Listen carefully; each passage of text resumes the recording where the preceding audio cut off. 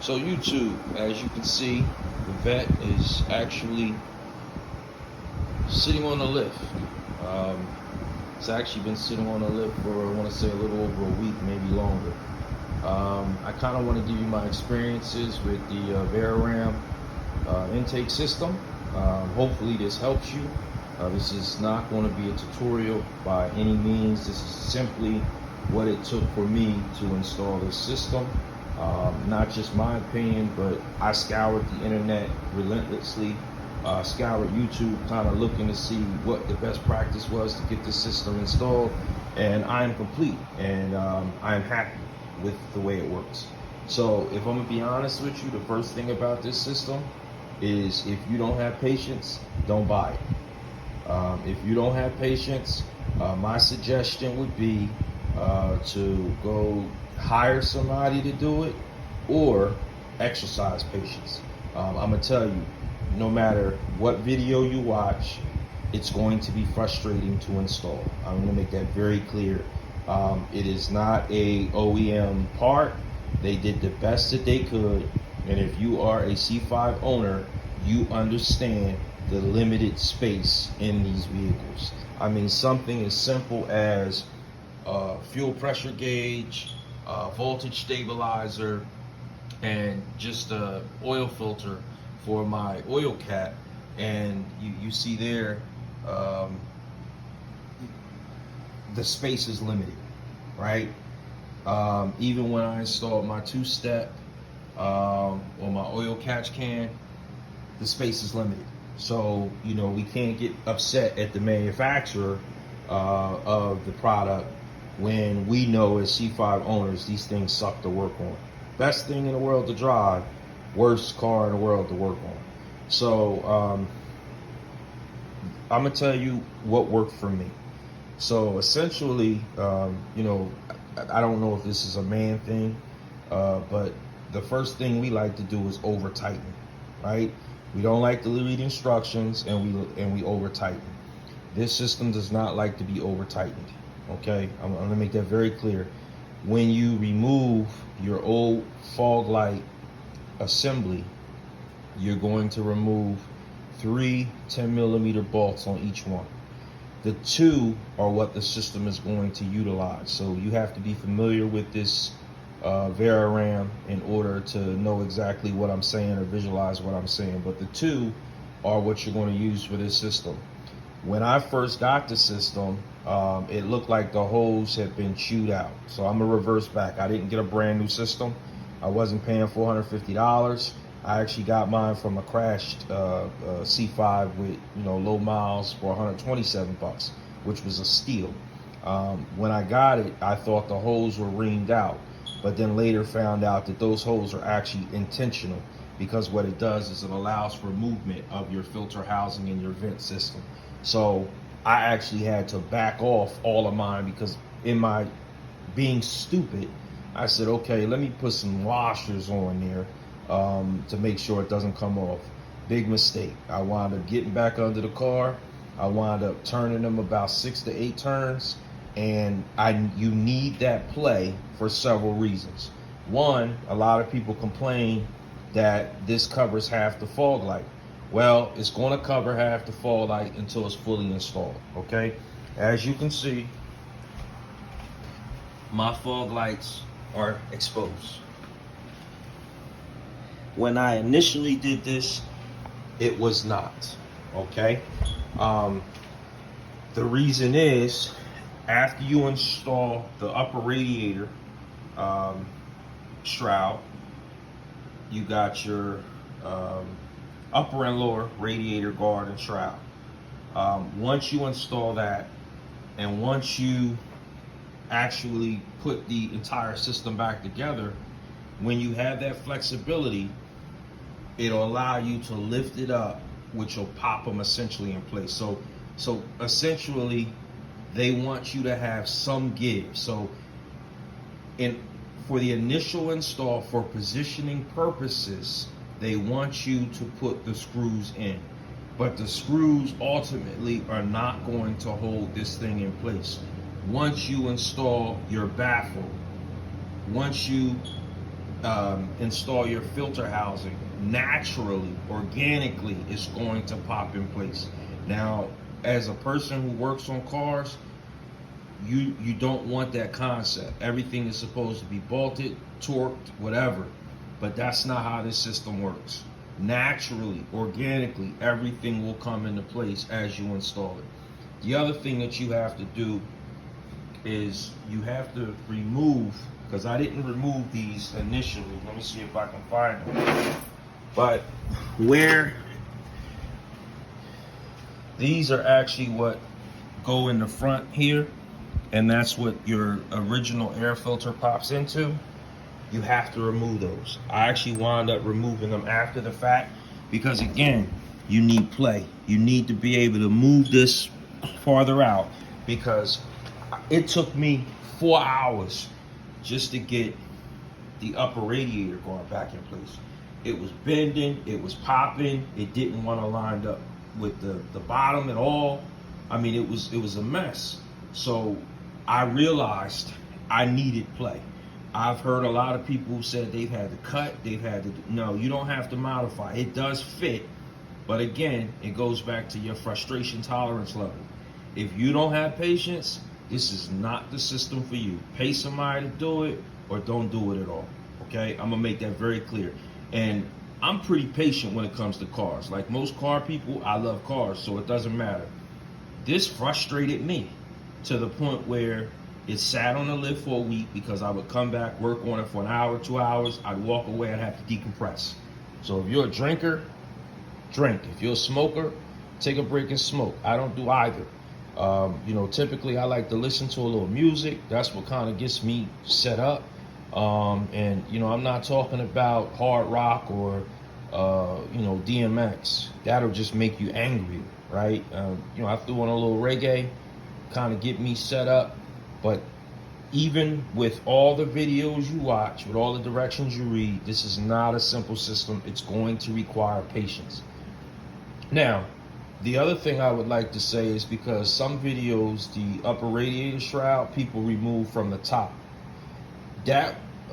So your shroud here is going to be removed from the top. Let me get my terminology correct. The upper radiator, the lower radiator guard, it's easy to move that from the top for the original system, but for this system, it should be removed from the bottom, because trying to force that down is not going to work once you've installed this system.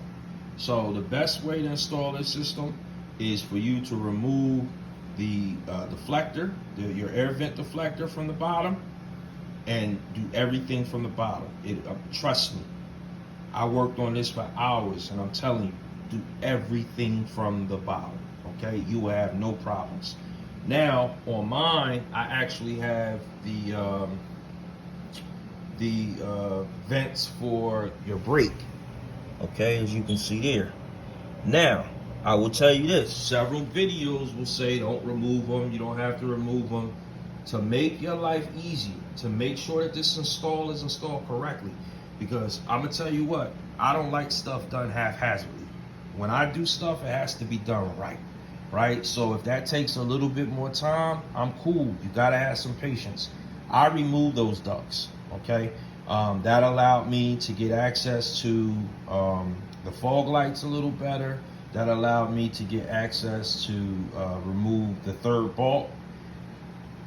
Some people say you can get to them from the front. I watched the guy do it. He did it. Listen, I took mine apart. And in doing so, unfortunately, you might rip something, you might tear something.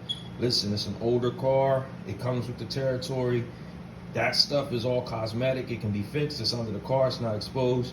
But for your, I'm telling you, for your tolerance level, my suggestion would be to remove those to get to this. You only got to do it one time if you've done it right. Okay? So, once that's done, all that's put together, the fog light bezel as well as the intake piece have to be assembled before you actually screw it in. Okay? But once you do that, I'm going to tell you, This bridge right here, listen, it's not easy. It never gets easy. So I'm gonna tell you, the thing that worked for me was, you definitely, this has to be put on first. Okay, right here, connected to your throttle body first. Okay, once that's done, okay, so that is with the bridge connected. You want that done. So what I did was I put that 4-inch hose, attached that to my mass flow air sensor, right? This you want locked in place, because I'm gonna tell you, you're not going to get that in place on the vehicle. So you want that in place off the vehicle. And this is going to be the first thing you tighten. You tighten that first. Once you do that, okay, and listen, this isn't going to be easy, but I'm just telling you, this is the best way to do it. Then the last one you connect is you're going to connect the to the filter housing. That's going to be the last thing you do. So I'm going to make that very clear. Now, I did mine without the clamps first, and then I just undid the clamps, wrapped them around, and put them on there. Trust me, that's the way you want to do this. I know, again, this is going to sound very unorthodox, but if you want this to fit right, I'm telling you, this is how you want to do it. And so it's installed.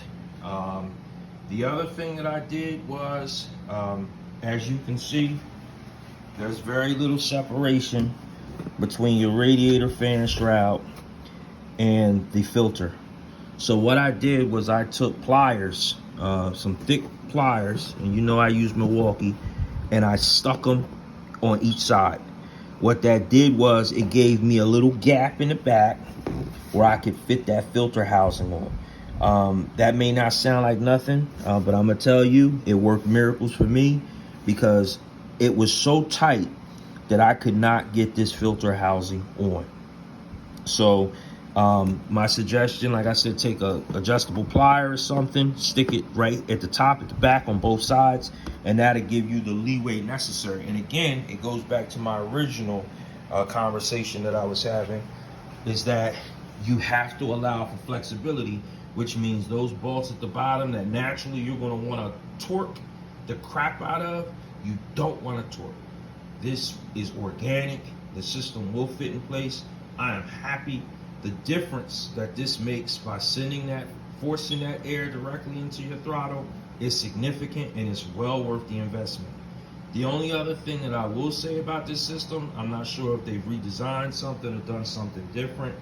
Hydro lock is a real thing, okay? I'm not driving this in the rain.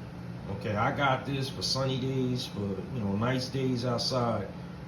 Personally, I would not recommend driving this thing in the rain, because just like you're going to be forcing that air into that throttle, you're going to be forcing that rain into that throttle too. And so maybe they came up with a fix. I'm actually trying to figure out something like, what can I put inside to cover it up in the event that it does rain and I find myself caught. But the only thing that I've come up with now is just park the darn car. I'm gonna make that very clear. And the fit was so tight, because what I was essentially looking to do is if I could cut a hole and maybe put something to kind of block the system temporarily in the event that it rained. But if it's so tight that, essentially I said, you know what, this is it. I'm not doing anything else. So that's kind of what my findings were with this system. I'm very pleased with it. As you can see, everything fits the way it's supposed to fit. It's all connected together. I do not plan on taking the system apart because I did not like putting it together. But again, just to recap, make sure everything is done from the bottom. So just do yourself a favor. It's only two 10 millimeter bolts that have your deflector, and then your lower shroud and your upper. Your upper, obviously, you can take from the top, because once you remove the bridge. The lower, you do everything from the bottom, because once the system is installed, you have no other choice but to do everything from the bottom anyway.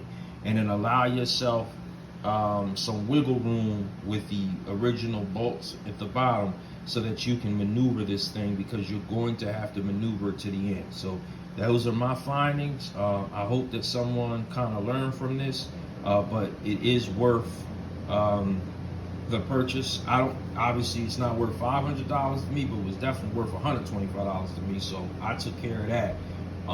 Again, I wouldn't recommend driving this thing in the rain, but you know, to each his own. You go ahead, and if that's what you want to do, you go ahead and do that. But until next time, please subscribe.